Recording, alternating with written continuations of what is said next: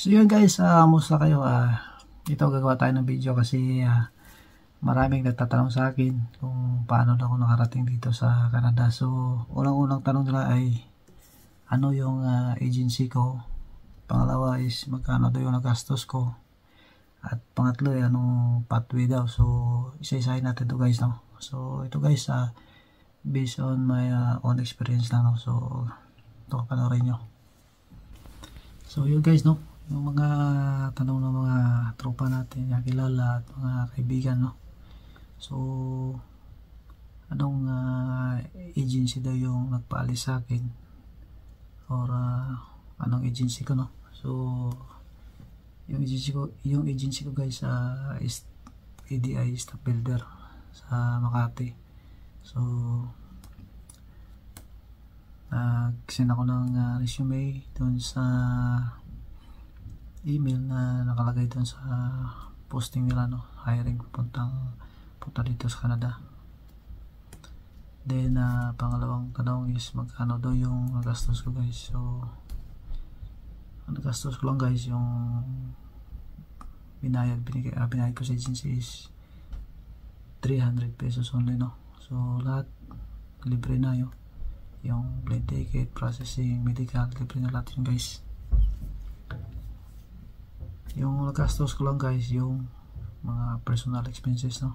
Then yung pamasahe ko pupuntang Maynila kasi taga Mindanao po ako. So nung pag-biometric yun, kasi ang biometric na sa Maynila, no?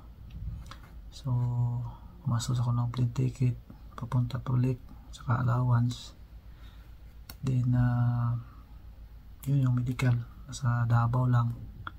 So yun, kanila pa rin yung medical. Ang gastos ko lang din pamasahe sa allowance, yun. So anong pathway ko guys, no. So temporary foreign worker, yung TFW, yan yung pathway ko guys. So 3 years contract kami guys. Then so yun, may nagtanong pa na bakit daw yung matagal yung processing, no. Yung iba inabot ng more than 1 year, yung iba naman almost 1 year, yung iba mga 8 months, ganun. Kasi depende yun sa ano guys, sa IRCC. Sila kasi yung final na nagre-review ng mapapil natin, yung mga requirements natin na pinasa sa agency.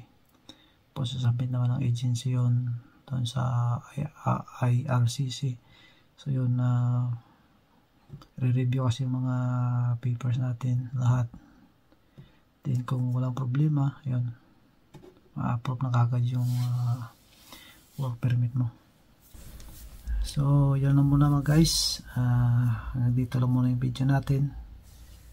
Next time siguro mga requirements naman yung i-discuss natin, no, at kung paano mag-apply dito sa Canada. And kung may mga tanong kayo, comment down below at sasagutin natin yan sa next video. So maraming salamat guys sa panonood sa aking video. Sana may napulot kayong information. So mag-ingat po tayo lagi.